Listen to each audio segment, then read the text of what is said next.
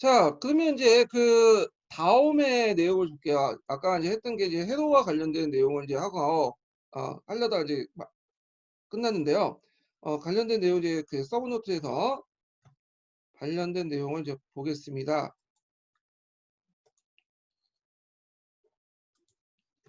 자, 서브노트 541페이지 펴보시면요.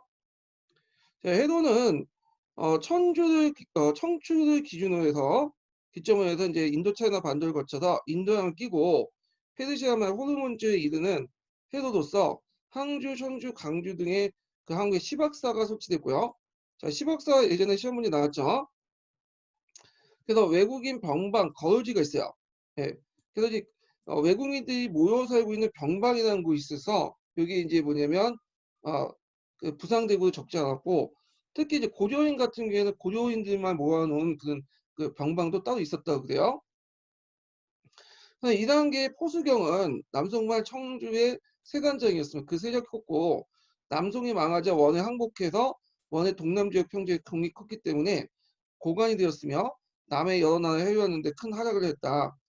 자, 그래서 원대 이와 같이 육로와 해도를 교착하면서 유라시아의 그 하나 묶는 그 교통로가 이제 형성됐죠. 그래서 팍스 몽골리아는 그 정성기가 이제 이루어지죠. 자, 동서 무역 관련된 내용을 계속 읽어보면요. 자, 몽골 제국은 교통을 이용해서 유라시아 대륙을 하나로 연결시키고 적극적인 상업 활동을 나섰다. 자, 유목민의 군사력과 바다 육지 비단길 연결한 상인의 활동이 결합돼서 동서의 연결 교통에 크게 확장되었다. 자, 대표적인 상품인 도자기, 그 다음에 비단이 전 세계에 수출되었고 서역의 금과 은이 유입됐다. 이에 따라 세계적인 교육 체계가 형성되었다. 자, 교육이 활발해지자 은을 기초로 한 화폐 경제권도 이스라엘권에서 유다시로 확산됐다. 원래 이제 이스라엘권에서 은을 많이 사용했죠. 은을. 이런 것들이 중국에 영향을 줬고요. 그것이 원나라를 거쳐갖고 명청시대 때 이제 은본위 국가로 이제 거듭나게 되죠. 은이 이제 유통이 되면서 주요 화폐가 되죠.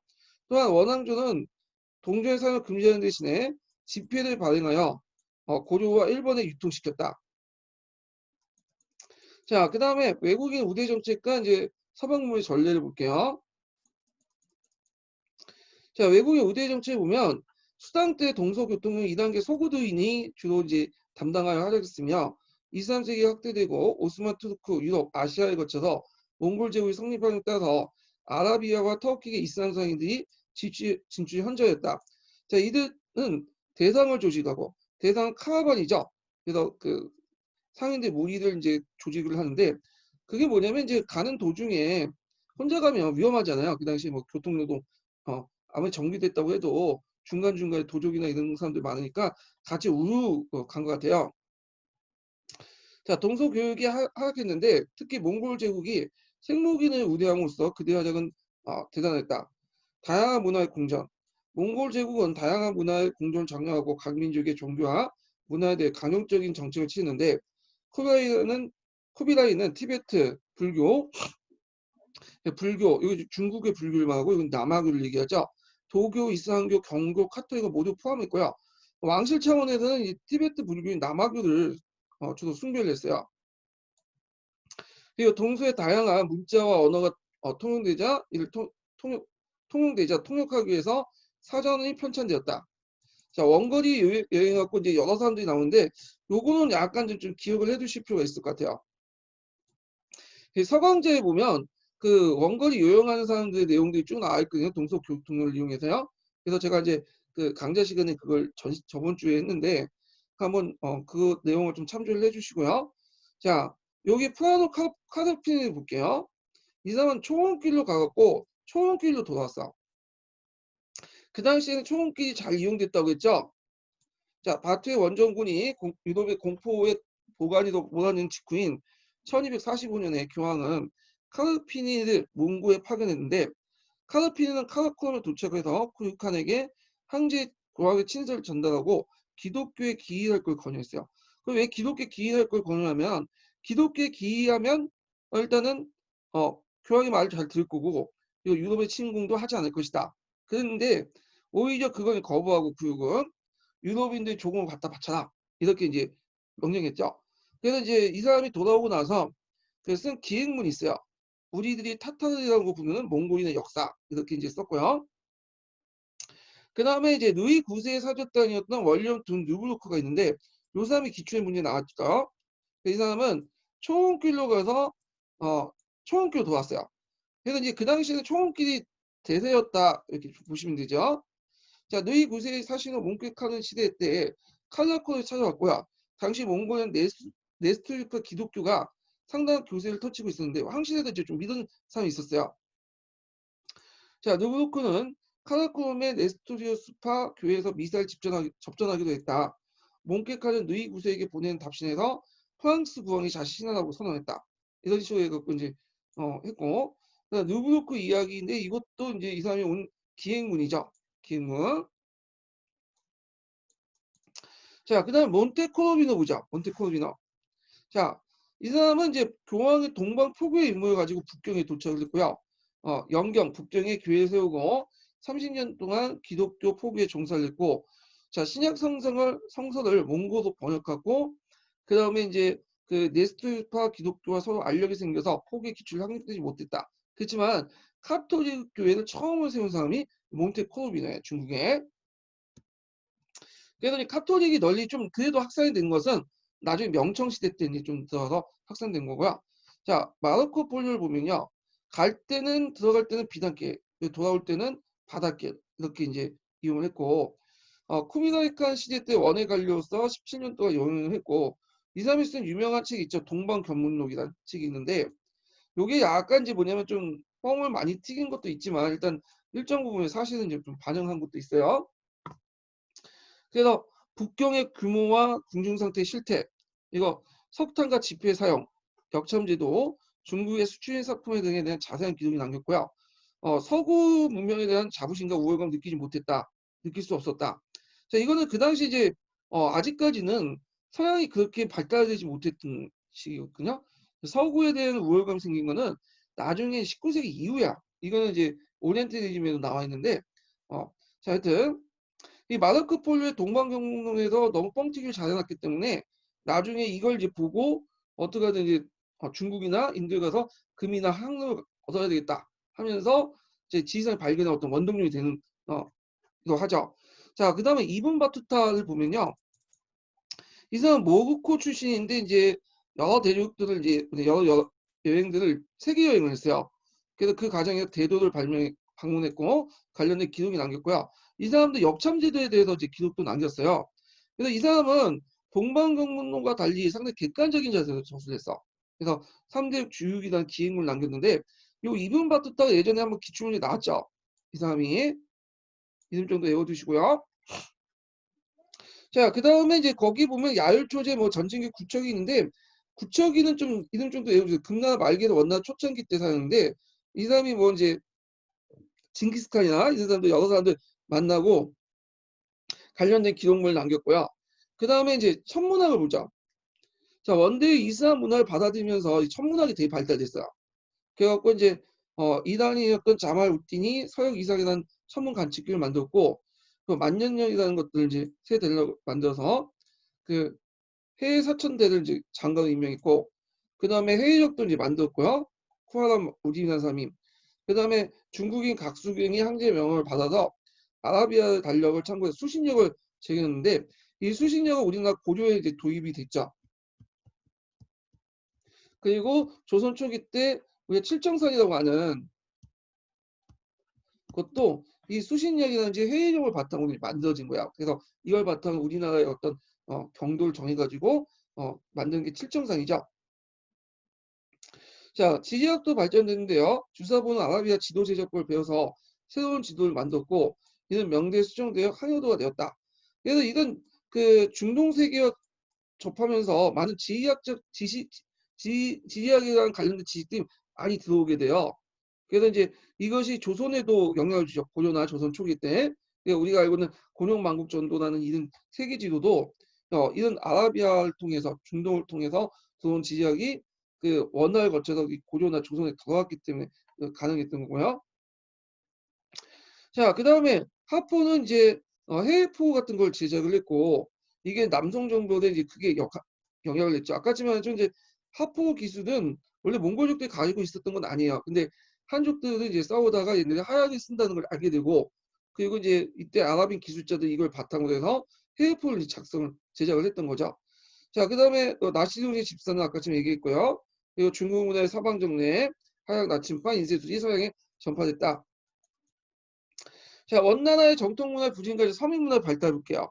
전반적으로 원대 문화 특색이 없어요. 정통 문화는 부진했고 다만 이제 연극이 발달됐다는 거죠. 왜냐하면 이제 몽골족이나 뭐 거란인들, 여진족들 이런 유목 수목 민족들은 한자 읽고 그런 거 별로 안 좋아하죠. 그러니까 이제 눈을 보이는 비주얼하는 거 그런 거 되게 좋아하기 때문에 연극이 발달됐어. 네.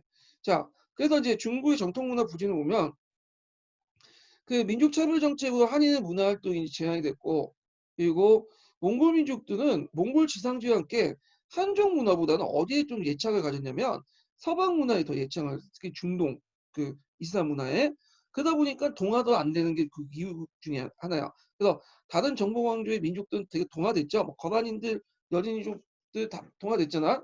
근데 얘네들은 아직까지도 있잖아요. 그래서 아까 예전에 말했지만 몽골 민족 같은 경우에는 중국 문화를 접하기 전에 이미 그 중국 문화 비등한 서양의 문화를 접했던 사람들이야. 그러니까 문화적인 어떤 그 선별력이 좀 있는 사람들이야. 예. 자, 그리고 이제 과거제도 폐지로 해서 그 지식계급들이 이제 몰락을 했고, 그래서 유학이나 신문들이 되게 몰락을 했다. 근데 다만 이제 허영이라는 사람이 쿠비네카의 눈에 띄어서 허영의 성리학이 간학화됐죠. 그때 우리는 한국사와 관련된 거지만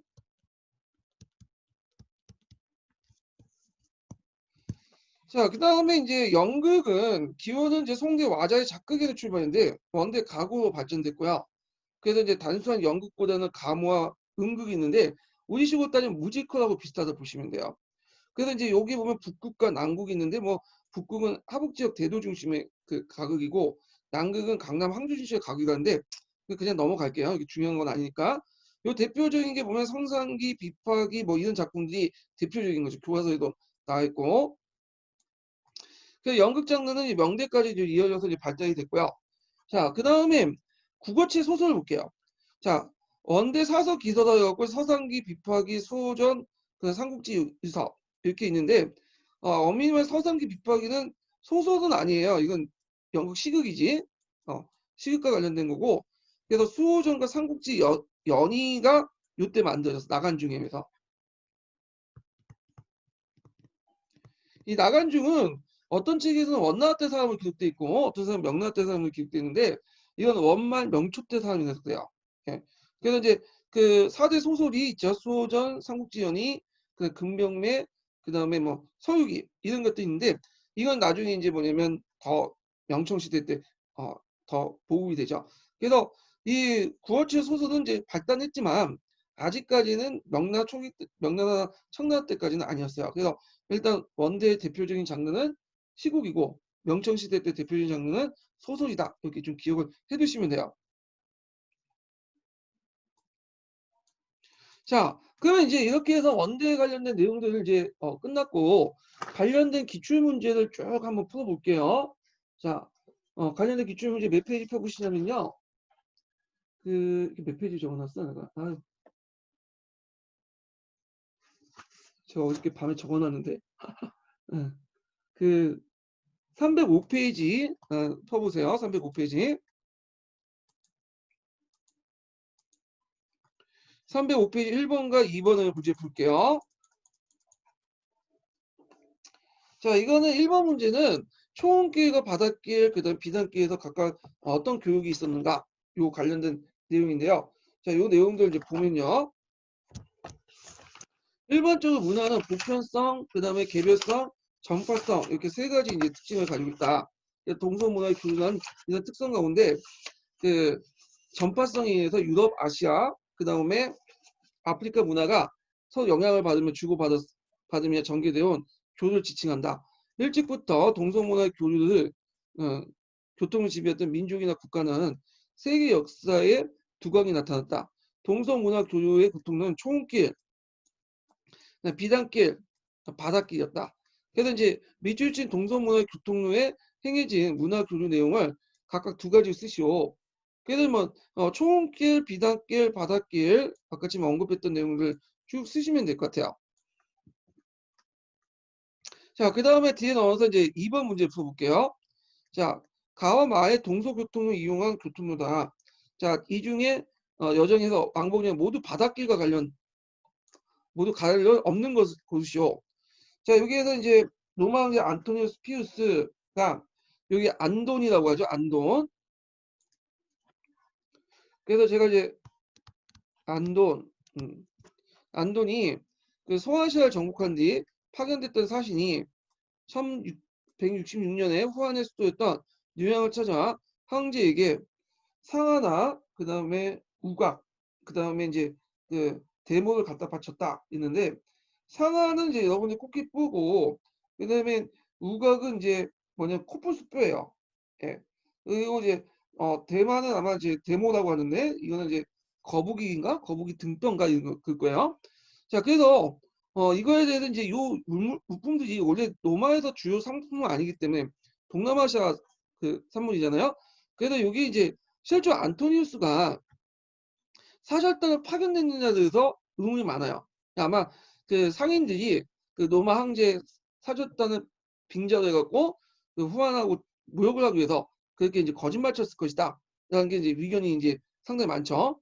자, 그 다음에 여하튼 이거는 바닷길과 관련돼 있죠. 바닷길. 자, 프랑스 왕 루이 9세의 명을 받은 르블룩은 그 당시 1524년에 몽골 제국 수도 칼라코름을 방문하고 몽키칸을 이제 만난 뒤에 귀국해서 당시 몽골의 정사, 지리, 풍습, 언어, 종교 등을 자세히 기록한 르블룩 여행기를 이제 만들었죠. 자, 여기 이제 이 길은 초원길이죠. 이 사람은 초원길로 갔다가 초원길로 또 돌아오고 그래요. 예, 그래서 이거는 금방 답이 나와요. 2번이죠. 자, 그 다음에 신라의 초는 인도에 가서 10년 동안 불교 성지를 순례하고 천축국을 방문한 다음에 오천축이나 천축국이 5개 나라는 뜻이에요. 자, 그리고 당나라에 가서 역경 사업에 힘썼으며 그리고 727년 여행에서 왕호 충축 국전을 이제 남겼다. 그래서 왕호라는 거는 천축국 인도를 왔다 갔다 하면서 쓴 기행문이라는 뜻이죠. 예. 자, 그래서 요거 외워두시는 것도 좋을 것 같아요. 예전에 이제 교육과정 관련된 문제에서도 또 나왔어요. 그래서 한번 물어볼 수도 있을 것 같긴 한데 이 왕호천축국전은 그 기록은 남겼는데 오랫동안 이제 알려지지 않다가 나중에 페리오라는 사람이 고고학자가 중앙문서를 이제 뭐냐면 뒤지는 과정에서 거기서 발견된 거예요. 그 다음에 이제 그래서 이 사람은 이제 예전에 말한 것처럼 이제 바닷길로 이제 가가지고 비단길로 돌아왔죠. 자, 그다음 라를 보면 동진의 승려 버퍼는 그 399년에 인도에 가서 불교 유적을 둘러보고 날란다. 이 날란다는 그 당시 대표적인 불교 사원 중에 하나이기 때문에 외워두시고요. 자, 날란다에서 불경을 구한 다음에 13년 만에 귀국하여 현존하는 가장 오래된 여행기였던 불국길 남겼다. 이것도 외워두셔야죠. 버퍼. 자, 버퍼는 비단길로 들어와서 인도에 가고 꼭 바닷길로 들어왔죠. 예, 되어지고 있고요. 그 다음에 예수의 소속인 마틴 리치는 1601년에 부터 10년간 베이지에 머물면서 천주시리, 그 다음에 기약 원본을 출간하고 서양의 천문학, 역법, 지리학 등을 소개했죠. 여기 그 내용들 좀 기억을 해두시면 될 것 같고요. 요거 관련돼서 이제 이 사람은 바닷길로 가가지고 돌아오지 못했죠. 여기서 죽었어요. 중국에서. 자, 그래서 답이 2번이 되겠죠. 자, 그 다음에 여기 이제 넘어가기 전에 잠깐 원난 세제에 관련된 문제 풀어볼게요.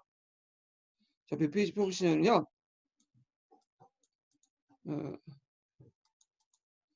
원난 세제가 앞부분이 있는데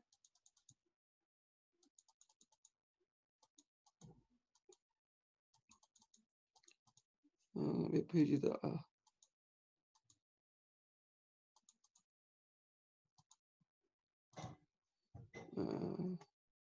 2번을 325페이지 펴보세요. 325페이지.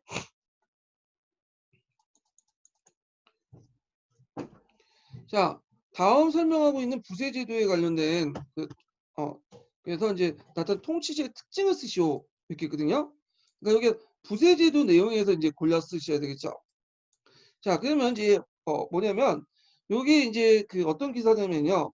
내군에 취한 것은 정세라고 지시한다. 요때 내군이라는 것은 강북 지역을 얘기하고요. 자, 그리고 이제 그 강남에서는 그 취한 것은 추세라고 하고 하세라고 한다. 이렇게 있죠. 그래갖고 이제 요 내용도 있고, 그래서 이제 정세와 지세에 보면 태종 때부터 비로소 그것이 시행되었다. 정세가 적으나 지세가 많은 것은 지세가 나빠한 것이고, 지세가 적으나 정세가 많은 건 정세가 나빠하는 것이다. 자, 추세와 하세의 법은 강남에서 시행됐으나 처음 세조가 송을 통치할 때 강동 절서 지역을 제외했다. 나머지는 추세에 취했을 뿐이다. 성종 2년에 그 비로소 강남 지역 하세 제도도 정하여 취했다. 그래서 이제 나중에 추세됐다가 하세까지 다 했다는 건데, 강남에서 왜 성종 때 하세를 했냐? 그거는 여기가 너무 뭐냐면 문텐세가 이제 너무 가혹했기 때문에 그런 거죠. 그래서 이제 양세법 다 고쳤죠.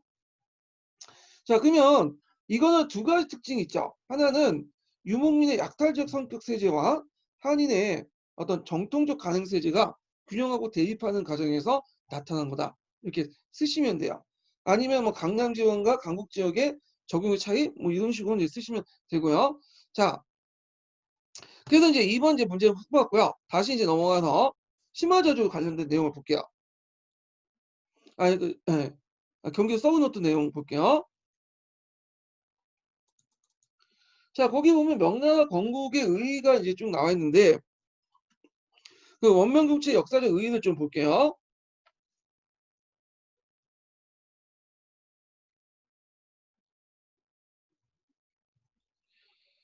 자, 여기 보면 이민족 왕조의 타도하고 한족 왕조를 회복했다. 자, 원제국의 지배하에 파괴된 중국 문화는 명예에 의해서 부흥했다. 이 의미가 있고요. 그리고 중국 역사상 통일제국이 강남에서 최초 일어났죠. 명이. 그래서 명나라는 강남에서 일어난 왕자. 되게 보면 되게 그 하북 지역에서 일어나서 통일을 했는데 명 같은 강남에서 일어나서 전체를 통일했죠. 자, 그래서 의미가 있고요. 그 다음에 이제 원명 교체는 동아시아세계 커다란 혼란을 가져왔는데 14세기 때 조선, 고대도 조선이고 무르마치 막부가 되었고 이런 혼란을 툭해서 외구가 또 노닥질 장행을 했죠. 이걸 이제 정기 외구라고 하죠. 자, 그래서 이제 이런 내용들 좀 기억을 해두시면 될 것 같아요.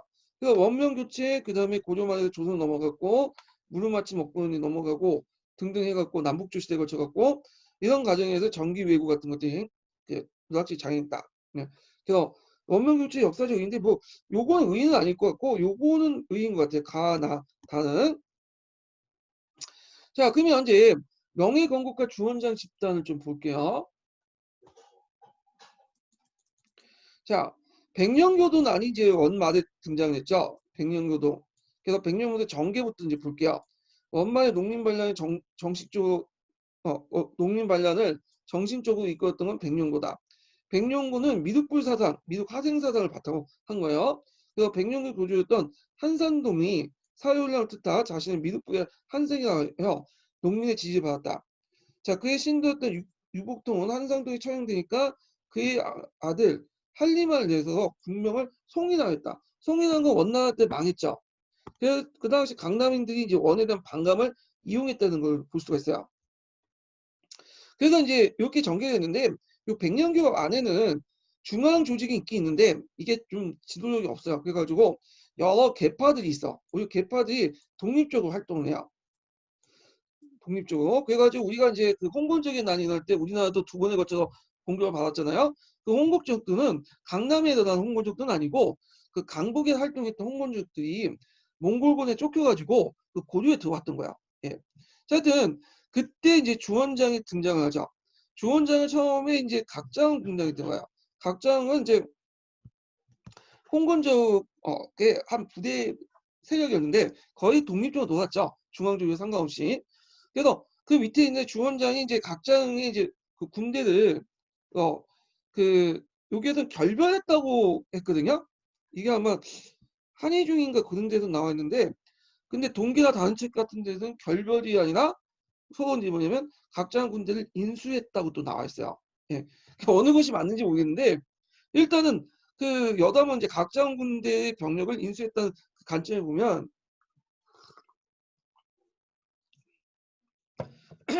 이 각장의 딸이 있었대요. 외동딸이 있었는데 외동딸이 너무 못생겨갖고 남자들한테 인기가 없다 보니까 주원장이 각장 군 사이로 들어가기 위해서 그 딸과 결혼했고 나중에 각장이 죽으니까 그 부대를 인수했다. 그런 에피소드가 있어요.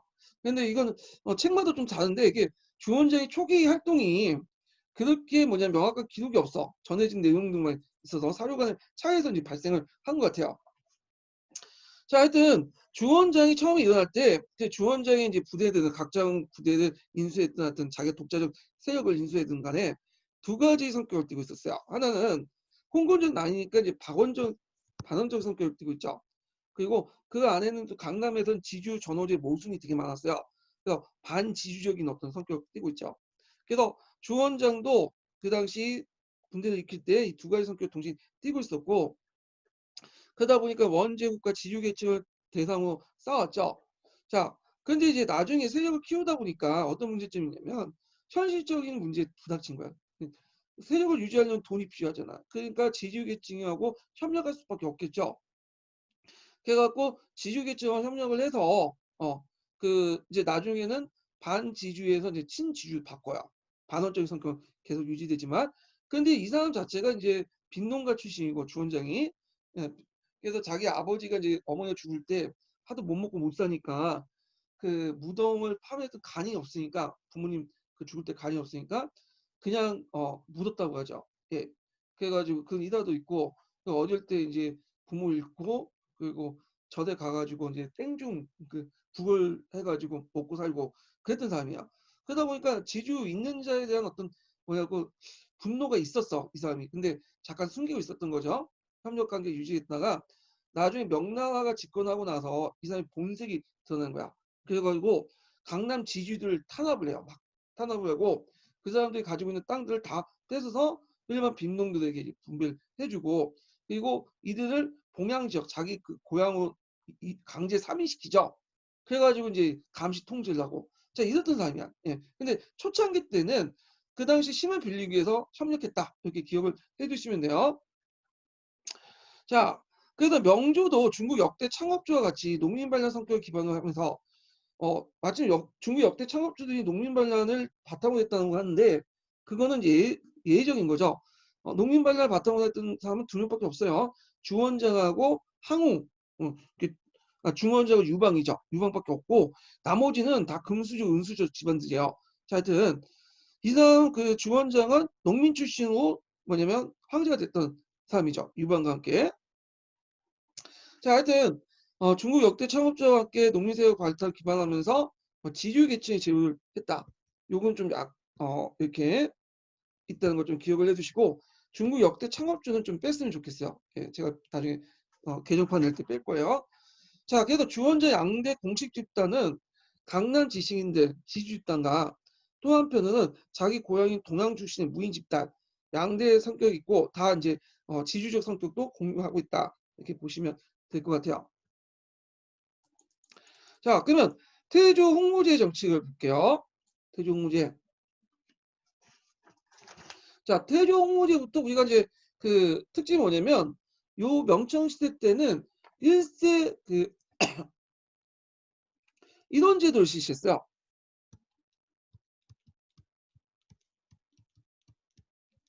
한 명의 황제가 한 개의 연호를 사용한 거야.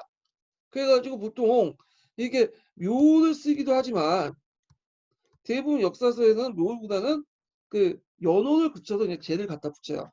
그러니까 홍무제 때 연호는 홍무밖에 없어요. 강희제 때 연호는 강희밖에 없고요. 그것밖에 없는데 영종은 좀 예외죠. 명나라 영종은 두 번 황제가 됐기 때문에 이 사람은 그냥 그 영종이나 묘를 자주 써요. 예. 자, 그럼 내용을 보면요. 자, 건국을 보면 1368년에 금능에서 오늘 남경이죠. 남경의 도읍에 영을 건국했다. 최초 강남에 이제 도읍을 했던 왕조고 요 관련된 내용이 예전에 기출문제에 나왔어요. 10년도 기출문제 수도와 관련된 내용이. 그다음에 통해 보면 강남의 여러 세력들을 제패하고 나서 그 당시 그 강복에서 원난을 북쪽으로 몰아내죠. 그래서 이걸 부곤이라고 하는데 부곤이 이제 나중에 평정이 되고 부곤은 이제 두 개 세력으로 다시 나눠져요. 오일라트와 타타르 세력으로 나눠지게 되고요. 또 운남 세력이 기순해오자 정국을 통일했고요. 또 만주를 확보했어요. 예. 왜냐하면 원나라 영토가 이제 만주에 있었으니까 원나라를 이제 형식적으로 계승했던 명나라도 만주 자기 땅이다 하면서 이렇게 했는데 만주 통치 부분 나중에 좀 얘기할 텐데 이 만주 지역을 요동 지역은 자기가 이제 총괄을 둬서 명나라 직접 통치를 하고 나머지 요동 북쪽 지역 같은 경우에는 여진족들이 사는 거주 지역은 그 당시 그 위소를 설치했어요. 누룩한 도서를 설치하고 그 세 군데 위소를 설치했는데 좀 많이 들어봤을 거예요. 건주위가 있고요. 건주 자익, 건주 우익 이런 것도 있어. 우위, 예. 그다음에 자위, 그다음 건주 우위. 예. 그러니까 세 개 건주위, 건주 자익, 그다음에 건주 우위 이렇게 세 가지 이제 3위소를 설치했다. 여기 이제 보시면 돼요. 그리고 그 상부 기관으로서 누룩한 도사를 설치했다. 예. 그래서 이제 요 내용 보고 보시면 되고 그다음 농촌사회 재건을 위해서 이제 수의 사업을 냈죠. 여기에서 이제 좀 눈여겨볼 게 뭐냐면 여기 태조 홍무제가 다른 황제와 달리 이게 농민 출신이잖아요. 그러니까 농촌에 대한 예정이 되게 많았어요. 그리고 이 사람이 이제 어떤 생각을 또 가지고 있었냐면 농촌의 문제는 농촌에 스스로 해결해야 된다. 그래갖고 국가 권력 개입 없이 농촌 문제 해결하기 위해서 어디를 이상을 했냐면 한나라 때 전환시대 때 향리사회 있죠. 향촌 자치사회, 향리사회를 기반을 했어요. 그래서 이제 실시된 것이 이갑제야. 이갑제. 자, 그래서 이제 보면 수리사업을 펼쳐서 영정사를 설치해서 수리사업과 제방공사를 착수하고 항하 양자강 치수사업을 하고 항구지를 개관하고요. 둔전을 설치했죠. 그래서 유민들을 하북지역에 이주시키고 생활대책으로 둔전을 설치했다. 둔전은 여기 민두라고 보시면 돼요. 둔둔이 아니라. 그냥 토지 측량을 해서 그 유명한 어린 도책. 그래서 마치 물고기의 그 비늘처럼 생겼다 해서 모양이 어린 도책이었는데 그 당시에는 땅이 지금처럼 네모나게 반듯반듯 구획이 된 게 아니라 이게 되게 이렇게 돼 있죠. 이렇게. 그래갖고 여기 그 반듯한 게 아니라 굴곡지고 그러기 때문에 그 토지가 그런 식으로 이제 하다 보니까 마치 그 물고기 비늘처럼 생겼다 해서 어린 도책에 이걸 붙였나 봐요. 자, 토지의 모양과 면적, 수주를 기록했고요. 호구조사인데 부역항책이라고 하죠. 이걸요. 그래서 그 당시 거포지가 노란색 뭐 이렇게 겉펴지게 있기 때문에 부역항책을 불렀는데 각 호의 이제 소유지와 노동 인구수를 기록을 했어요. 예. 근데 여기 좀 눈여볼 게 뭐냐면 토지 측량이나 호구조사를 국가가 했던 게 아니에요. 이거는 누가 했냐? 향촌 자치제 이갑제가 있어요. 이갑제. 향촌 자치제인 이갑에서 했다. 그래서 이건 그 뭐냐면 토지 측량이라든지 호구조사 이런 행정적인 일, 말단 행정적인 일은 국가 관리가 하는 게 아니라 이런 이갑에 있는 사람들이 한 거야. 동원돼서. 이걸 이제 이갑력이라고 하거든요. 요 부분은 좀 뒤에 좀 얘기를 할게요. 요거는 이갑제 할 때 뒷부분에 있으니까. 자, 그 다음에 한문화 부활 정책을 했는데 이걸 복구주의죠. 복구주의. 그래서 100년 동안 이제 오랫동안 그 원나라 침해 받다 보니까 이 원나라에 이제 뭐냐면 복장을 하고 원나라 풍습 같은 것도 많잖아요. 그래서 이걸 한족 고유의 풍습으로 다시 돌아가자. 그래서 그때 복구의 대상은 주로 어디였냐? 송나라와 당나라 있죠. 당송을 바탕으로 해서 복구를 하게 돼요. 그다음에 호호와 호풍을 금지시키고 몽골풍을 일소시키고요. 그다음에 대명률을 이제 제정했는데 대명률은 이제 뭐에 기준했냐면 당률을 기준했어요. 당률. 그래서 중국식 형법을 이제 정부했다. 참고로 조선도 대명률을 받아들였죠. 주요 형법 체계로서. 유교주의를 강화했죠. 그래서 주작을 간악화시켰다. 음. 그래서 예전에 이제 주작 같은 경우에는 약간 이제 그 번나에서는 기피 대상이었죠. 왜냐하면 주작 같은 경우에는 이제 하위 사상이 있잖아요. 그래서 하위 사상이 좀 배제된 좀 주작의 아류였던 허용을 좀 이렇게 받아들였는데 이때는 주작을 이제 정통 주작을 받아들인 거야. 그래서 이건 주작의 간악화. 그러니까 앞에 그 원나라 때는 성리학의 간악화가 좀 다른 표현을 쓴 거죠. 자, 전국에 유학을 건립했고, 그래서 중앙의 국자감, 지방 부학과 주학 헌합했고, 과거제를 이제 실시했어요. 뭐 원나라 때도 과거제 실시했지만 명나라 때 과거제는 훨씬 더 비중이 높고 많이 실시했죠. 그리고 학교제도하고 과거제도를 연결시켰죠. 그래서 학교에 들어와서 우수한 성적을 가진 생원만이 과거의 시험을 보도록 했어요. 그거는 뭐에 영향을 받은? 송나라 마항서의 개혁에 영향을 받은 거야. 그래서 이거는 이제 우리나라도 이제 영향을 받으려고 해서 학교제도, 과거제도를 결합을 시키려고 했어요. 초창기 때는. 그래서 성균관대 가서 뭐 300점을 받아야지, 원점 받아야지 뭐 대가를 응시할 수 있고. 근데 이게 나중에 시간이 지나서 흐지부지 되죠. 예. 그거는 제가 이제 예전에 그 기본 강의 시간 때 얘기해 놨으니까 참조해 주시고요. 그 다음에 이제 유교를 반포했다. 백성대 풍습을 하기 위해서 유교주를 교화시켜서 유교를 이제 반포했다. 이 내용인데요. 자, 여기 유교 관련된 내용을 잠깐 볼게요. 중요한 건 아닌데.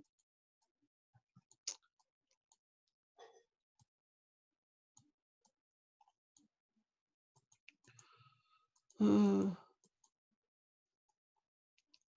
그래서 이제 여기 뭐 부모에게 효도하라, 뭐 영장자에 공경하라, 향리를 화목하게라, 뭐 자손들의 교훈해라, 각각의 삶에 이치에 만족해라. 옳지 않는 것은 저지지 마자. 이게 유교의 주요 내용인데 여기에서 이제 유교의 윤리 덕목을 강조했다는 거. 그래서 이런 복고주의 정책을 통해서 몽고제도의 와 풍습을 제거하고 당송 시대 때 어떤 걸로 돌아가려고 했다. 이런 내용들 기억을 해주시고요. 자, 그 밑에 빈민 출신 황제 홍무제 있으니까 한번 읽어보시고, 그 다음에 또 하나 이제 뭐냐 밑에 들어가면 황제 전제 체제 그 강화를 볼게요. 이게 06년도에 나왔고 최근에 한 2, 3년 전에 나왔어요. 이 부분이요.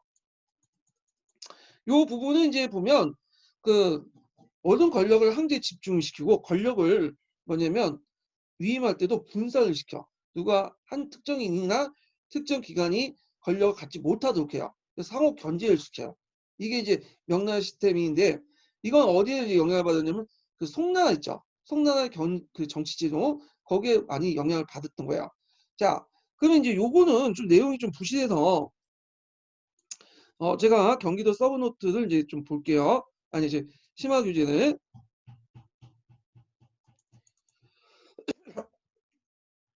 자, 중앙관제는 행정사법, 군정을 다 황제에게 집중을 시켰고요. 그래서 이제 제가 여기 표를 이제 정리를 좀 한 건 아니고 어디 저도 뺏겨왔는데 자, 그래서 이제 어떤 식으로 이제 정비를 했냐 보면요. 자, 중서성을 약화시키고요. 나중에 이제 그 반란 사건을 이제 계기로 해가지고 여기를 폐지시켜. 예. 뒤에 얘기하겠지만 그 당시 이제 호용인가 그 사람이 이제 반란을 일으켰거든요. 그래서 호유용의 반란 사건을 계기로 해가지고 아예 폐지시키고 승상제를 아예 폐지시키죠.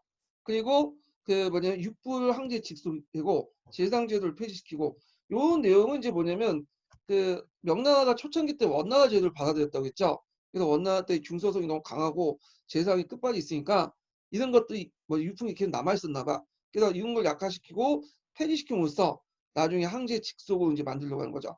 그래서 요 관련된 내용이 나중에 욕을 얻어먹어. 예. 그래서 이제 그 당시 뒤에 좀 얘기하지만 그 견제 세력이나 황제를 보필하는 그런 세력을 없애면서 황제를 마음대로 하겠다. 황제의 정의를 막지 못했다. 그래서 이제 요걸 얻는데 자, 하여튼 그래서 이제 재상 없애고 중서성 없애고 육부를 황제에 직속을 하고요. 황제권을 강화시켜 나왔다. 그 계기가 됐던 것이 호유몬과 남옥의 난이에요. 호유몬과 남옥의 난인데 요걸 이제 좀 읽어볼게요. 자, 1204번에 보면 자, 어, 여기 보면 이제 농민 지배의 기초가 명제의 지배체제는 착착 고착화 되었다. 네, 공고화되었다. 그러나 여기에 커다란 문제가 생겼는데 명초의 정치체는 원대 제도를 다습하고 있었는데 이 제도가 국가의 전체 정치를 통과하는 중소성이 너무 권한이 절대적이었던 것이다. 그리하여 황제와 중소성의 장관인 승상 사이에 알력이 생길 수 있는 위험의 소지가 있었던 것이다. 자, 이 문제 일부에 해결하기 위해서 실마리 됐던 것이 호용호이죠. 이 호용호는 그 태조와 동왕 출신이야. 같은 교황 출신이고 어릴 때부터 친했던 사람인데 그는 이제 그 이 하령 건국공신이 됐고 그는 정치적 능력이 뛰어나 태조의 신임도 두터웠지만 나중에 중서성 장관 승상에 임명이 됐다.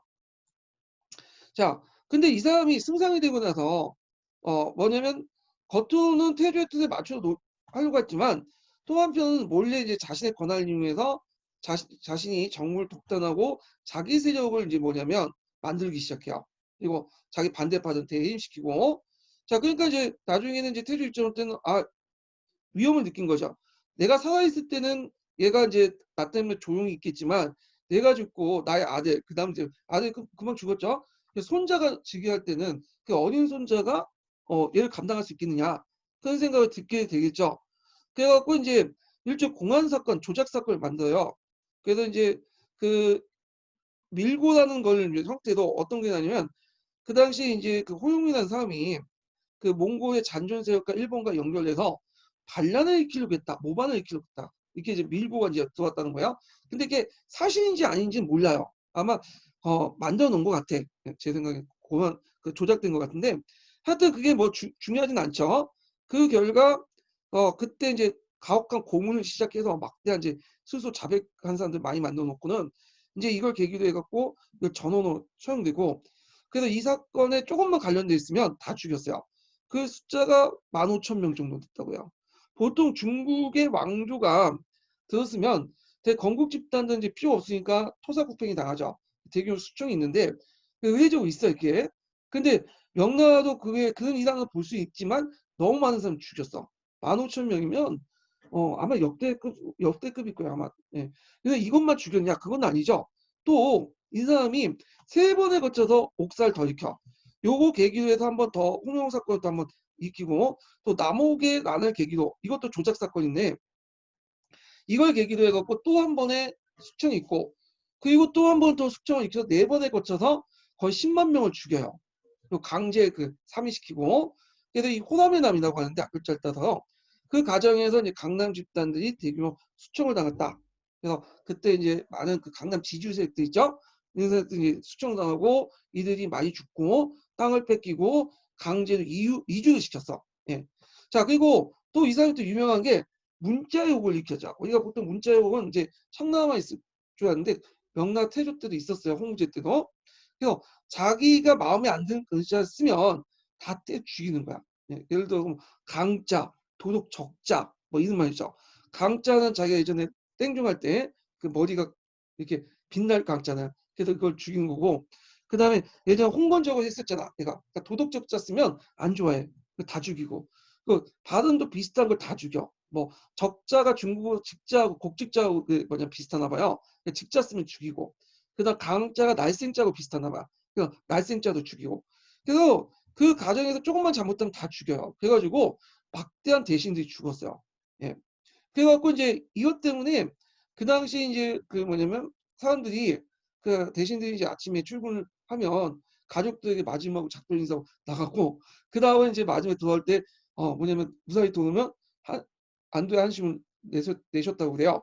그래갖고 이제 하여튼 문자옥이 있었다 이렇게 좀 기억을 해두시면 되고 이 문자옥과 관련된 우리나라하고 포전문 사건도 이와 관련돼서 나타난 거죠. 자, 그래서 대규모 수청을 했었다. 이게 이제 예전에 기출문제 나왔으니까 기억을 해두세요.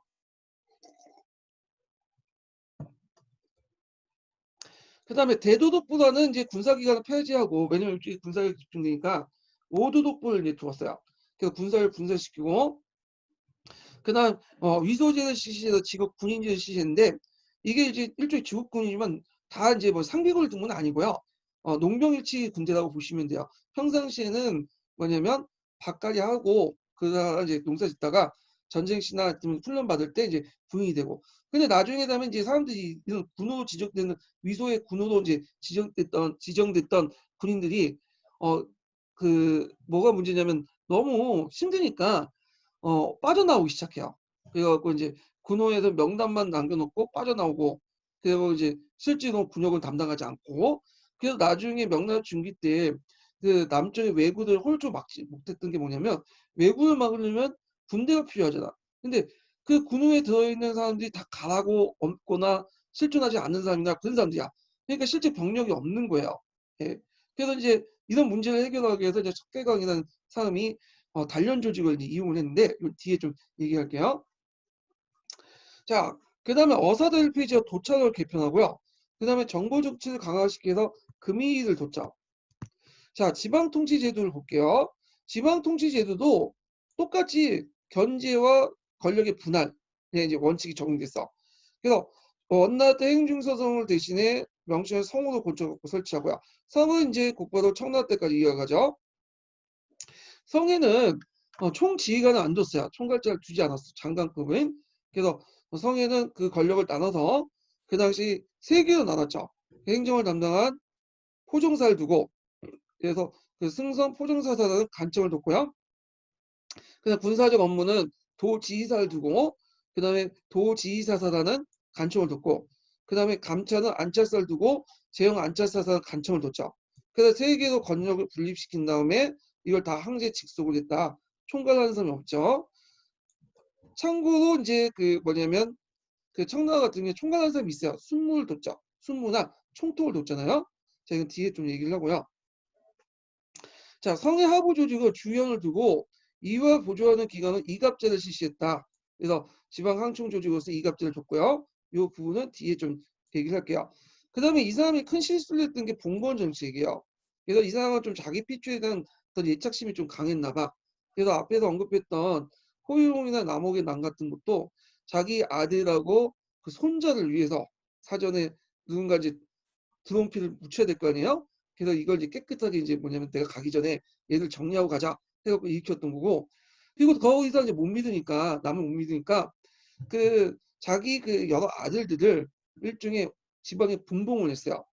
예. 그래서 이 분봉하고 일종의 군사권을 또 주고 그랬죠. 그래서 이 여러 가지 목적이에요. 몽골족과 대비한 것도 있고 일종 위급 시에 항시대 울타리 역할을 좀 해달라 해갖고 이제 일종 봉건 정책을 했는데 이게 나중에 이제 문제가 됐던 거죠. 예. 그래갖고 이것이 나중에 이제 정난의 변의 또 원인이 됐던 거고요. 자, 그래서 이 내용을 한번 읽어볼게요. 1205번 문제. 5페이지 1205번 한번 읽어볼게요. 자, 태조는 북방의 몽골족을 대비하고 항제권을 강화하기 위한 수단으로 자신의 아들을 지방에 분봉하였다. 그런데 이들 분곤제 왕들은 지방 큰 세력으로 발전을 억제하기 위해서 본토와 백성 영유권을 인정하지 않고 다만 왕위와 그 당시 그 복록만 주었다. 자, 근데 이제 어 영유권 통치권 인정하지 않았지만 큰 실수가 군사권을 준 거야. 특히 몽골족 대비하기 위해서. 자, 그래서 이들은 병방의 몽골 대비하기 위해서 막강한 군사를 갖게 되었으며 그들의 세력은 점차 강력해져서 중앙에 대항하게 됐다. 태조가 죽고 손자 해제가 즉위하자 봉건 제후들의 세력을 누르고 혁신 정책을 추진하려고 했죠. 그 다음에 삭반 정책이라는데 삭제 정책을 하니까 군사권 해소하려니까 이 제왕들이 중앙정부에 대항하게 되죠. 자, 그 다음에 경제정책은 이제 여기 아까 좀 얘기했고 어림 독재 이렇게 모양 좀 보시고 대무역은 철저히 국가 통제를 했어요. 조공무역만 가고 개인의 사무역은 금지시켰어. 예. 그래서 이게 영락제가 계승했는데 이거는 그 이 원칙은 명나라 망할 때까지 쭉 지속이 돼요. 예. 사무역을 일제 금지시키고. 예. 그러다 보니까 이제 나중에 후기 왜구의 어떤 배경이 되기도 해요. 사무역 금지기가. 자, 그거는 왜 그러냐면 국내 방명세력과 외부세력 결합을 경계하는 차원에서 그 정책을 했고, 그래서 주로 이제 조공무역만 허용했어요. 그리고 우리가 하는 영락제가 하는 그 정화의 원정도 이런 조공무역 확대 측면에서 보시면 돼요. 그리고 일본과의 담합무역을 제기를 했다. 이렇게 이제 있는데, 자, 이건 경기도 합격자 서브노트 좀 들어가서 좀 볼게요.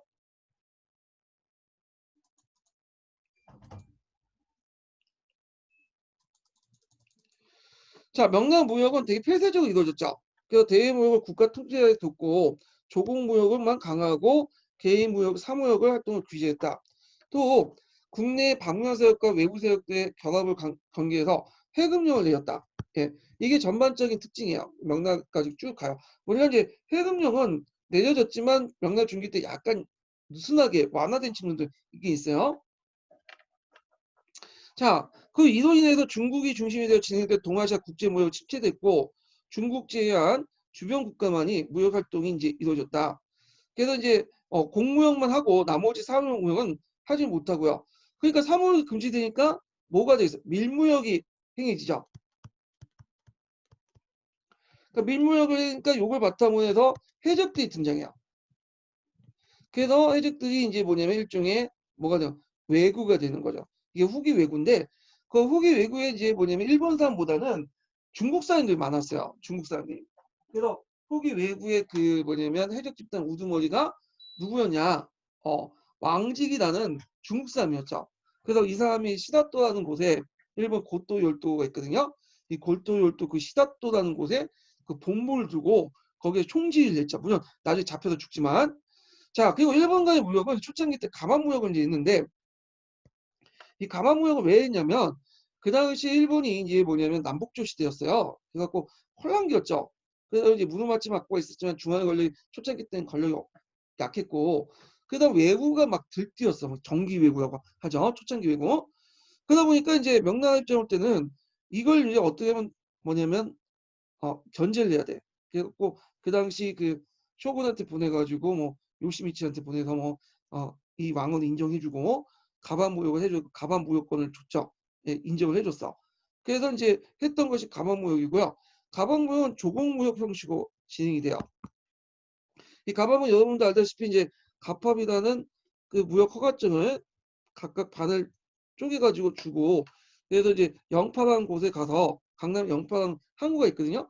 거기 가서 이제 그 자기가 가지고 있는 그 반쪽과 그 관리가 가지고 있는 반쪽을 맞추죠. 그러면 딱 맞추면 무역 허가증이 이제 뭐냐면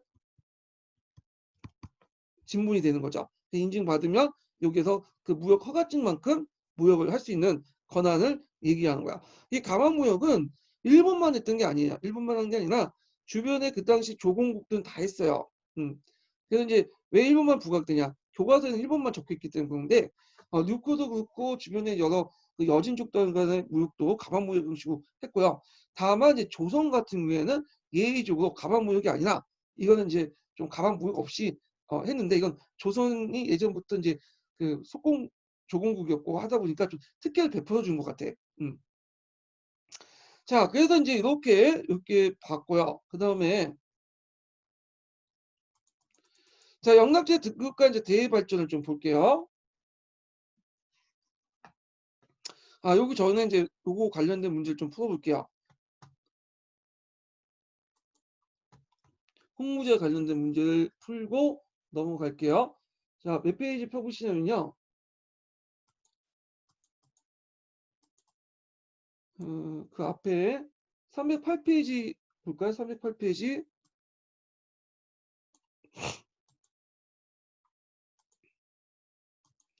이게 307페이지네요. 307페이지. 예.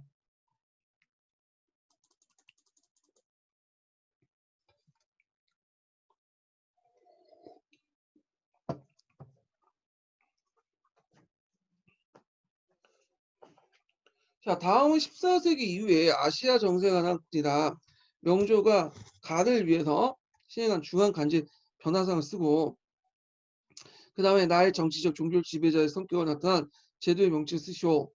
아시아의 거의 전역에 이뤘던 몽골 제국의 지배는 14세기 들어서자 급속히 해체가 되기 시작했다. 동아시아의 명조는 한족의 주권을 회복하고 황제 독재 체제를 강화했다. 자, 이 황제 독재 체제 강화와 관련된 중앙관제 변화상은 뭐냐면 재상제도 폐지나 육부의 그 황제 직속, 재상제도 폐지, 중소성 폐지, 육부 황제 직속 이렇게 쓰시면 되겠죠. 17세기 명해디어에 이어서 만주족인 왕조의 청도 이런 제도를 받아들여 더욱 발전시켰다. 서아시아 동부에는 티무르에게 의해 대제국이 출현됐으나 이후 사후 해체됐고 사와피 왕조와 서부에는 오스만 제국이 있었는데 요거는 이제 뒤에 얘기하겠지만 여기서 풀어볼게요. 오스만 제국의 정치 종교적 지배자 성격을 나타낸 제도의 명칭은 슐탄 칼리프 제도죠. 슐탄 칼리프 제도.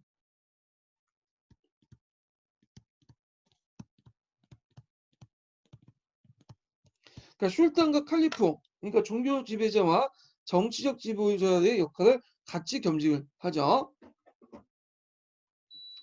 자, 그 다음에 2번을 볼게요. 2번.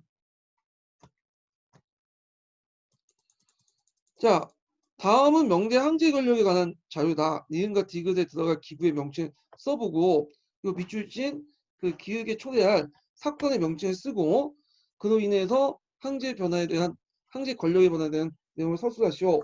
이 내용인데 자, 친이 처음으로 승성을 두고 그 다음에 그 얼마 있지 않아 망했다. 한당송이 그 당시 이제 제도를 이어받았는데 비록 현명한 재상이라도 그 사이에 소인의 권력이 전단하고 정치를 어지러운 경우가 많았다. 우리 왕조에서는 승성을 폐지하고 그 다음에 그 오부를 이제 뭐냐면 오부, 육부, 대리시 등의 암을 두어서 천하의 섬을 다스리게 했으며 서로 견제하되 서로 감히 억압하지 않으며 이는 모두 조정에 총괄하는 것은 온당한 바이다. 자, 여기 있는데 여기 이제 좀 추천을 받아요. 명태조 실록이거든요.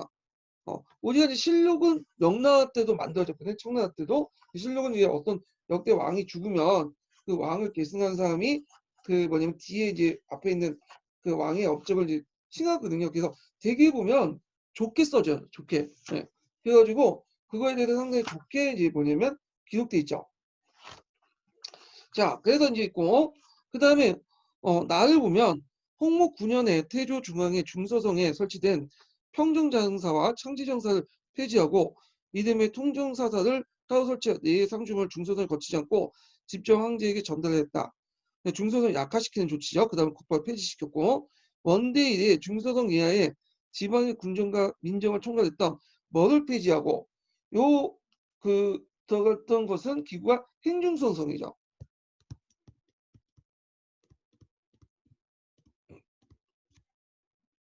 대신 포정사다를 두어 민정만 담당하게 했고 그 다음에 중앙의 군사기구로서 홍무 13년에 대독도국부가 있었는데 대도독부를 폐지하고 뭘로 분할했다? 예, 그 5군 도독부로 분할했죠. 자, 그래가지고 이런 식으로 해갖고 군사적을 분할시켜서 약화시켰어. 자, 그러면 문제 보면요. 명대 황제 권력이라는 자리다. 니은과 디귿에 들어갈 기구의 명칭. 자, 여기 썼죠. 니은과 디귿. 그래서 행중서성 5군 도독부. 그 다음에 밑줄진 기획 사건을 초래한 명칭을 쓰고 승상을 폐지시킨 사건이 예전에 말했죠. 호유용의 옥이죠.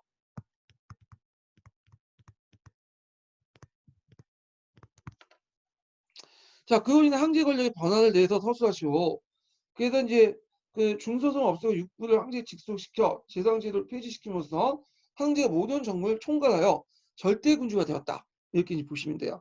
자, 근데 이게 나중에 또 문제가 될 때는 뭐냐면 홍무지처럼 뭐 카리스마 있고 능력 있으면 그게 가능해요. 커버가 다 가능하죠. 근데 그 뒤에 황제들은 영락제 이후부터는 비리비리해.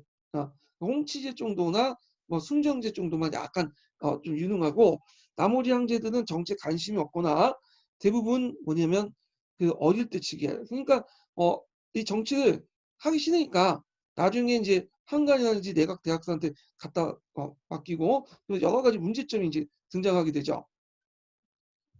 자, 그래서 요 내용들 좀 같이 기억을 해두시면 되고요. 자, 그 다음에 이제 다음 영락제 넘어갈게요. 영락제.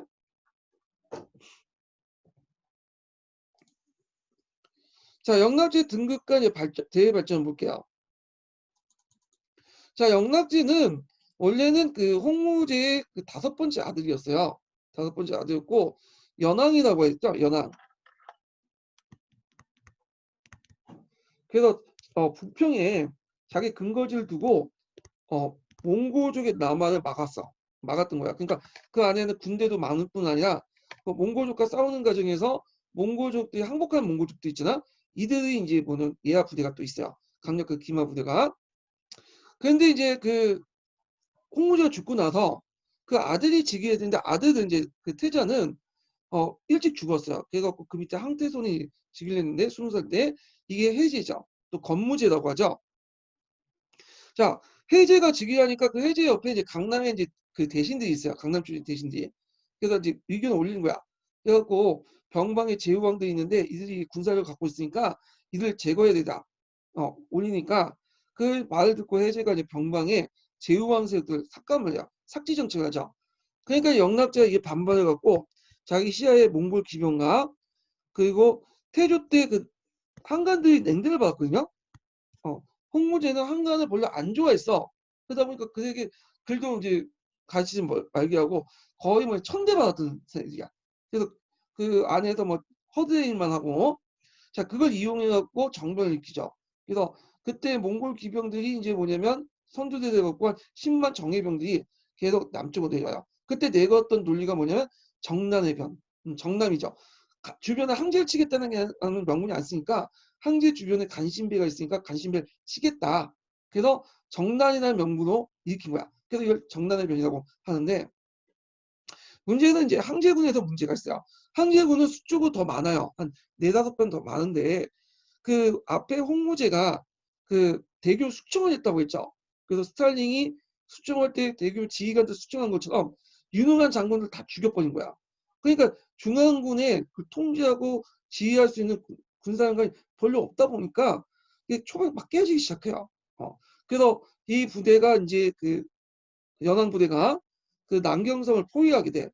근데 그때 이제 포위를 하고 있을 때 그 내통하고 있었던 한관들이 문을 열죠. 그래가지고 그 들어와가지고 결국에는 그 남경성을 점령하게 돼요. 그때 해제는 이제 그때 그 궁전이 불타면서 도망갔다는 설도 있고요. 그냥 거기에 타 죽었다는 설도 있고 해외도 도피했다는 설도 있고 여러 설이 있어. 시체는 못 찾았어. 거기서. 자, 그래서 이제 정권을 장악했죠. 자, 정권을 장악한 그 영락제 입장 올 때는 좀 이 사람이 남경을 계속 수도하면 좀 약간 불리한 거야. 일단 남경은 자신의 근거지가 아니에요. 그리고 남경에 가려드는 자신에 대해서 적대시 여긴 사람들이 많고, 그래서 수도를 옮겨야 되겠다. 그래서 수도를 옮기게 되죠. 그래서 이제 북경으로 천돌려요. 북경천도. 이게 예전에 시험 문제 나왔던 거죠. 자, 그럼 북경천도의 이유가 뭐냐? 첫 번째 북경은 영락제 자신의 근거지였죠. 아까 얘기한 것처럼 연항이 됐을 때 이 북평 뒤에 이제 북경으로 바뀌죠. 그게 근거지를 하고 있었고, 두 번째는 아직까지 북쪽에 오일라트나 타타와 같은 몽골족들이 남아 있었어요. 그래서 이 몽골족들 호일족 대비하기 위해서는 그 당시 북경에 수출하는 게 낫겠다. 그래서 이걸 통해서 영락제가 정방의 군사를 직접 장악하려고 했죠. 특히 이제 영락제는 일곱 번에 거쳐서 신정을 해요. 자기가 직접 가서 그 몽골족들 공격해가. 그 어느 정도 성과를 거뒀는데, 그래서 친정 중에 이 사람 죽어요. 예, 그 병원에 걸려 죽지만 하여튼 친정 중에 싸우다 죽는 건 아니고 거기에 막사에서 죽게 되죠. 그래서 영락제 수수가 정방의 군사력을 직접 장악하는 어떤 의지 표현이었고, 그래서 세 번째는 남경을 수도할 경우에 문제가 생긴 게 뭐냐면 국토의 군영적인 발전을 할 수 없죠. 어, 그래서 남경이 그 당시 강남에 있잖아요. 강남은 경제적고 우수하고 거기다 정치적인 역할도 하면 강북이 소외될 수 있잖아. 그러니까 이제 이 통일 제국을 유지하려면 수도를 강남에 두는 것보다는 강북에 두는 게 낫다. 그래서 강북 북경에 둬서 정치를 담당하고 강남은 경제를 담당하게 해서 이런 균형적인 발전을 끼할 수 있다. 자, 이런 이유로 이제 북경에 천도를 냈고요. 자, 그리고 천도하면 제일 중요한 게 북경 같은 경우는 대규모 소비 도시잖아요. 그럼 많은 물자를 강남에 끌어다 써야 되겠죠. 그래서 좋은 개발, 그래서 대운하를 이제 뭐냐 정비하게 돼요. 대운하 정비가 같이 이루어졌다. 이렇게 보시면 될 것 같아요. 자, 아까 동양사 심화자를 잠깐 보면, 예, 그래서 그 여기 대운하 북경과 강남의 연결 문화 정비 내용 있고요. 예, 예, 북경천도 이유가 있는데 꼭 기억을 해두시고, 자, 그때 이제 밑에 보면 운하정비 관련된 내용이 있어요. 이 줄침 부분만 좀 읽어볼게요. 천도에서 무엇보다 중요한 것은 항제와 방대한 그 간료군, 군대의 소비도 충당한 물자를 원활한 공급이었다. 따라서 경제 중심지인 강남으로부터 물자 수송을 위해 영락 9년에 해통화를 이제 개착하고, 개착한 건 예전에 운하를 이제 뭐냐면 새로 판 것도 있지만 좀 약간 준설 작업도 같이 했다는 거예요. 비롯하여 청강포를 개척하는 등 그 좋은 책의 완성을 이루어진 후 천도를 한 것이다. 남부인들은 북경에 수도를 둔다는 것은 인민을 조언에 친화시키고 확산시켜 반대했지만 천도는 남북의 문자 교류를 촉진시키고 경제권을 어떤 통일시켰다는데 적극적인 의미도 있다. 그래서 이건 나는데 경제적 의미도 있죠. 천도의 경제적 의미 이게 강제중 써 있는 내용이고요. 그 다음에 주 한번 좀 읽어볼까요? 주가 몇 번이냐면 1209번이네요. 네.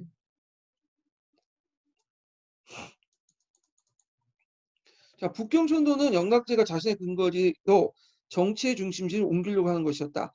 하지만 거기에는 보다 적극적인 의미가 내포되고 있다. 스스로 세왕으로서 중국의 세왕이라는 건 병방을 지키는 왕이라는 뜻이죠. 자, 예전 연왕이 세왕 역할을 했던 거죠.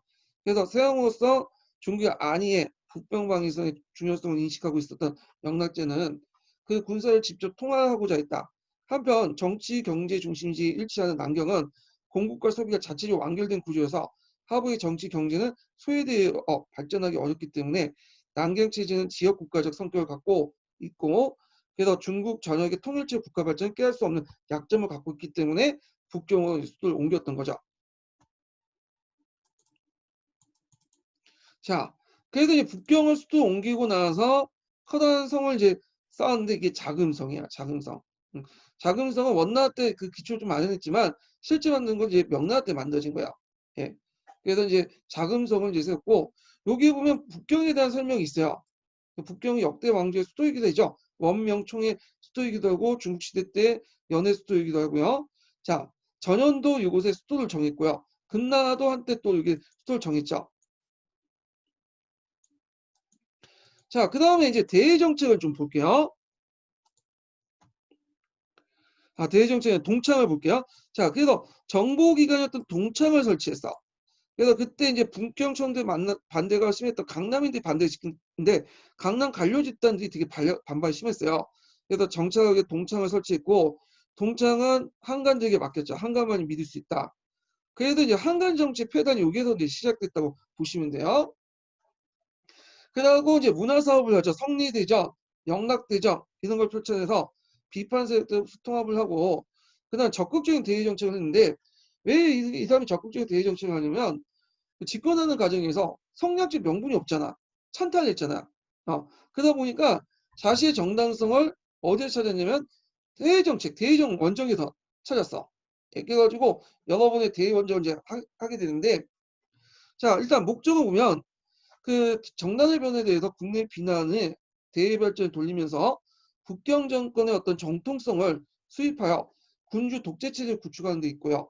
몽골에 7번에 걸쳐서 침전을 했다고 했죠. 그리고 동부의 타타르부하고 서부의 오일라트프를 이제 전복을 했고, 정복보다는 공격을 해갖고 이제 약화시켰다니 보시면 돼요. 그리고 이 사람의 원정 중에 막사에서 죽었다고 했죠. 그다음 만주 지역도 이제 자기 땅이라고 해갖고, 왜냐면 그 명나가 원을 계승했잖아. 그래서 만주 지방의 경영을 위해서 흑룡강 주변에 만주를 정복하고요. 누룩한 도사를 설치해요. 예. 그리고 만주 초장에게 각각의 간작과 무역의 특권을 줬다. 그래서 이제 건주위를 설치했다고 했죠. 건주위, 건주우위, 건주자익, 그걸 다 만주 추장에게 준 거예요. 예.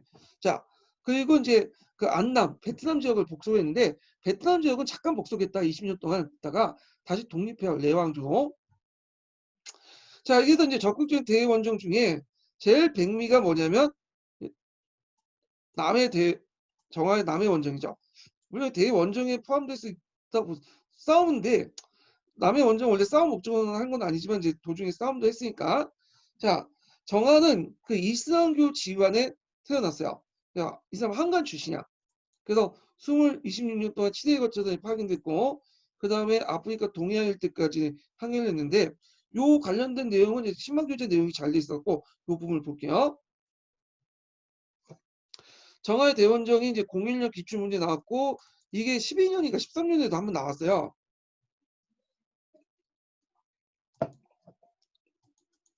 자, 정화의 대원정 항상 얘기할 때 배 규모를 이제 보는데, 일단 시계적으로 정화의 대원정이 바스코 다가모의 그 지리산의 발보다 더 빨랐죠. 규모도 컸고, 그 배가 어마어마했다고 그래요.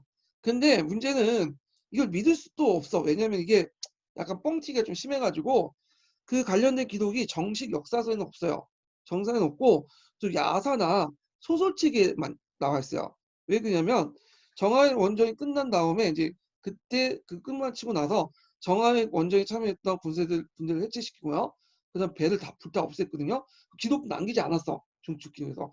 그러다 보니까 이 정하의 대원정이 있었지만 이게 어느 시기에, 아니, 그러니까 어느 규모의 어느 정도 병력을 병행했고 했는지를 정확하게 남아있지 않기 때문에 정사 그 기록에 제 야사 기록이라든지 그 소설체다 소설 있죠, 소설 기록이라든지 이런 데에서 이제 간접적으로 그 발췌해서 연구를 하거든요. 그러다 보니까 기록이 각기 다르다 보니까 정확하진 않지만 확실한 건 뭐 규모는 좀 컸다. 그렇지만 우리가 알고 있는 것처럼 어마어마한 배를 끌고 와 가지고 뭐 이렇게 했다는 건 좀 약간 과장된 측면도 있다. 이게 좀 기억을 해 두시면 될 것 같아요. 자, 그리고 그 밑에 정화의 원정도가 있죠. 요거 좀 기억을 해 두세요. 요거 자체가 예전에 기출문제 나왔어요. 요게 요거는 이제 문제 풀면서 살펴볼 텐데 요거는 기출문제 나왔다는 거. 자, 정화의 원자의 배경과 목적이 다양하죠. 일단은 그 당시 이제 국내 직물 제품이나 도자기, 철 제품 생산의 발전을 바탕으로 해서 그걸 통해서 공무역을 통해서 일종의 해외 시장 개척, 조공무역 확대 이런 의미도 있고요.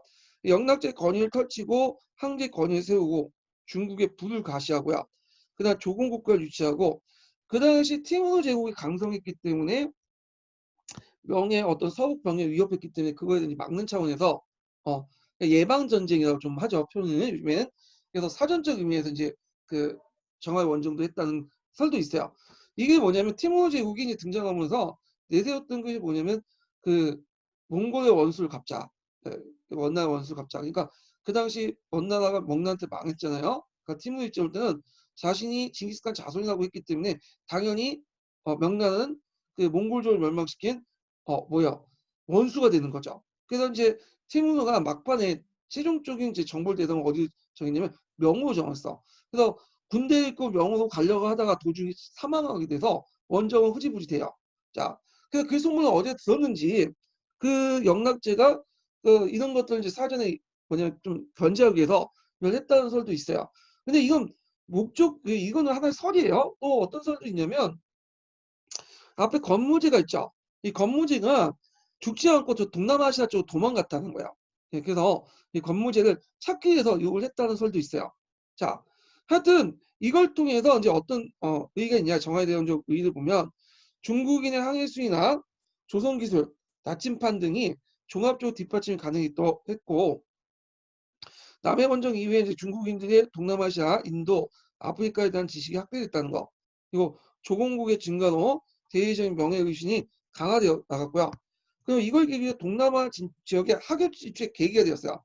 또 강동 복권 지역으로 이제 이주가 많아졌는데 어떤 사람은 그러다고 그럼 그 전에 학교는 없었냐? 그 전에 있었죠. 그 전부터 계속 있었으니까. 근데 요걸 계기로 해서 더 많아졌다는 거야. 본격화되고. 예. 그리고 강동 복권에서 이제 주로 있는데 그 후에 이제 영락제 이후부터는 해금력을 더 강화해서 밖에 뭐냐 나가지 못하도록 했거든요. 그럼에도 불구하고 강동 복권 출신의 많은 사람들이 몰래 많이 나갔어. 먹고 살기 힘드니까. 자, 지리산의 발견 이후에 이제 이전에 있었던 가장 큰 규모의 해상 활동이었다. 그렇지만 이제 7번의 원전 결과 영락제 사후에는 중단됐다. 뭐 중단된 이유 중에 하나가 뭐냐면 이들 세력들이 해상 세력들이 뭐냐면 그 이런 해군과 연결돼 갖고 명나라를 위협할 수 있다. 뭐 이런 망상이 사회 잡혔는지 그래서 이제 해상 세력과 차단하기 위해서 이런 걸 없앴다고 그래요. 그 지금 그때 이제 했던 배들 다 뽀개고 그 다음에 기록도 이제 뭐냐면 없애고 그런 식으로 이제 했다 이렇게 이제 보시면 되겠죠. 자, 그 다음에 이제 넘어가서 자, 그 다음에 이제 영종 정통제를 이제 하기 전에 잠깐 기출문제 풀어볼게요. 기출문제. 기출문제 푸는데 몇 번을 푸시냐면 308페이지 펴보세요.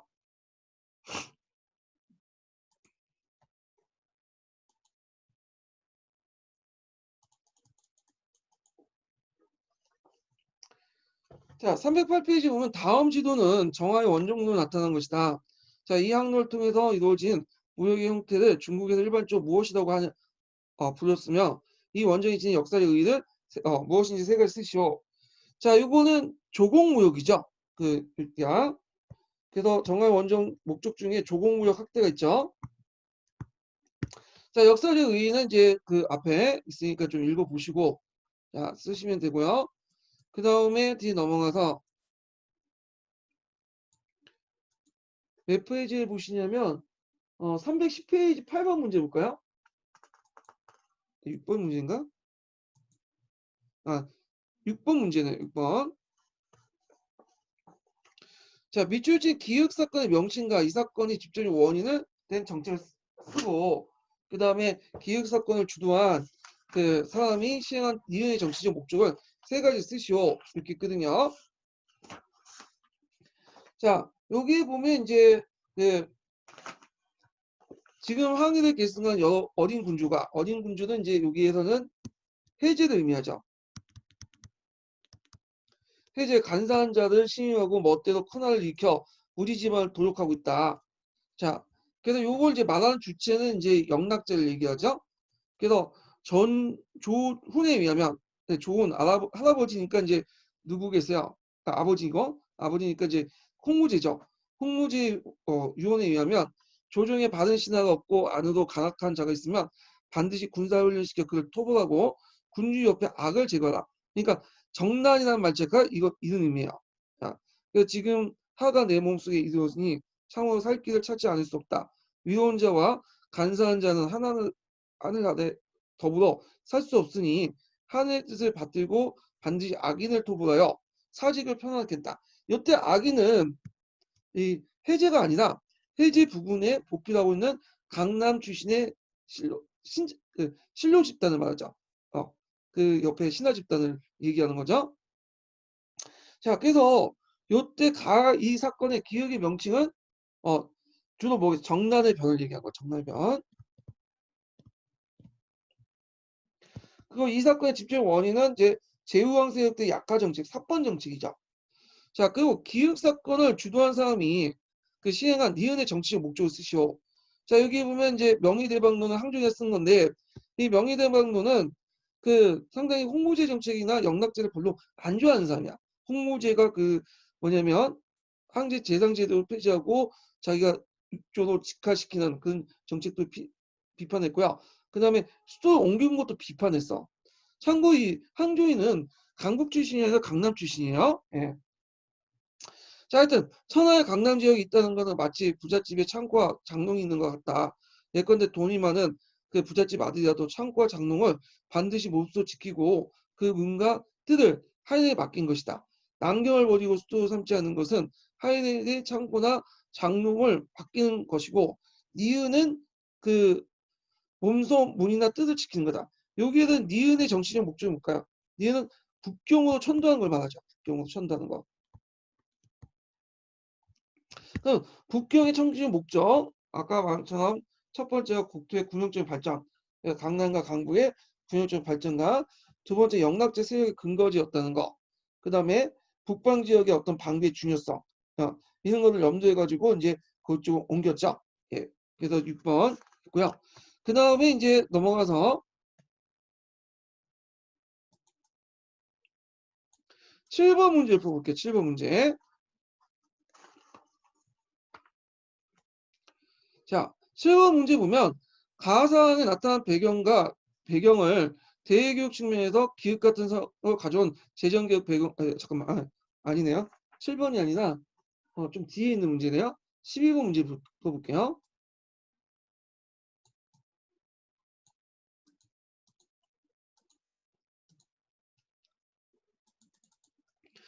자, 이 풀어보기 전에 제가 서포트즈 인증번호 좀 알려드릴게요. 까먹을 수 있으니까. 네. 자, 서포트즈 인증번호는 91번이에요. 91번. 적으셨죠?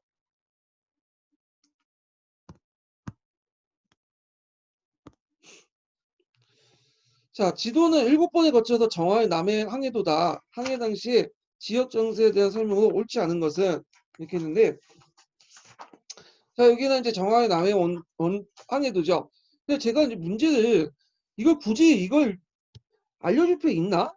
그냥 여기 보면 이 항해도와 관련된 거다 해놓고는 어떤 장군의 항해도다. 항해 당시에 이렇게 했는데 이거 답을 좀 약간 알려주는 느낌이 들긴 하는데 일단 뭐 관련된 내용하고는 좀 약간 이제 표현된 지장이 없으니까 문제 풀어보죠.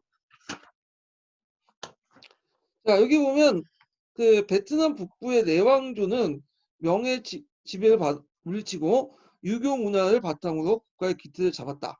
맞죠?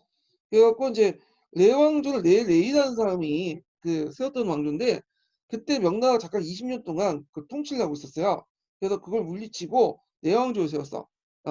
그래서 이건 맞고, 그다음 2번을 보면 타이족이 세운 아유티아 왕국은 그 변홍사와 해상 무역을 및 안정적인 국제 관계를 바탕으로 번영을 이뤘다. 그 당시 그 아유티아 왕조는 14세기에서 18세기 때까지 존재했던 왕조예요. 18세기까지. 전에 무슨 왕조가 있었죠? 같은 타이족에서였던 수고타이 왕조가 있었죠? 이 수고타이 왕조를 뒤이어가지고 그 뭐냐면 세워진 왕조가 그 아유티아 왕조죠. 그래서 아유티아 왕조 여기 좀 기억을 해주시고, 그 다음에 이제 그 3번 보면 이슬람 국가의 물라카 왕국, 이 물라카 왕국은 여기 있어요. 자, 지리적 이점을 이용해서 물라카 해협이 있죠. 중국과 인도에 있는 중개무역으로 번성을 했다. 맞고, 그 다음에 4번은 남인도의 비자르 나가르 왕국은 중국, 유럽, 동아시아 있는 동서 그 교육의 번영을 이뤘다. 자, 여기 비자르 왕국이 여기 있어요. 비자르 나가르 왕국. 그렇죠?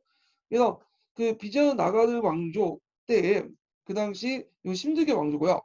요때 이제 북인도에서는 뭐가 있냐면 델리 슐타 왕조가 있었어요. 여기는. 네. 이게 비자르 나가르 왕조고 델리 슐타 왕조가 있었어. 그리고 비자르 왕국의 이제 비자야 나가르 왕조의 대표적인 이제 항구가 뭐냐면 캘리컷이라는 곳이 있어요.